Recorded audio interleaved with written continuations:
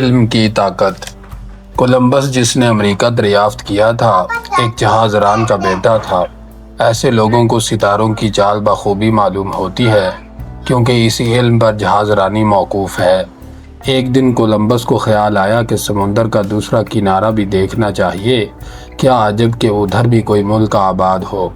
چنانچہ شاہی دربار کی امداد سے 2 جہاز لے کر بحری سفر پر روانہ ہوا اور ستاروں کی رہنمائی سے امریکہ تک جا پہنچا۔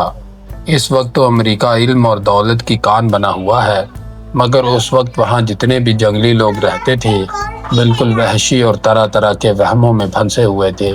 کولمبس نے ان پر حکومت جمانی چاہی تو انہوں نے مقابلہ کیا۔ کولمبس کے ساتھی تعداد میں کم تھے اور لڑائی میں پورے نہ اتر سکتے تھے۔ آخر سوچتے سوچتے اسے یاد آ گیا کہ کل سورج گرہن ہوگا۔ اس خیال کے آتے ہی اس نے وحشیوں کے سردار کو بلا کر کہا، دیکھو اگر تم ہماری فرما برداری نہ کرو گے تو میں سورج کو حکم دوں گا اور وہ تمہیں جلا کر خاک سیاہ کر دے گا۔ اس وقت تو وحشی چپ کے سنتے رہے، مگر دوسرے دن جب سورج کو گرہن لگنا شروع ہوا تو سخت گھبرائے۔ غرض کولمبس کو جادوگر اور کراماتی بزرگ سمجھ کر اس کے پاس حاضر ہو گئے اور اطاعت قبول کر لی۔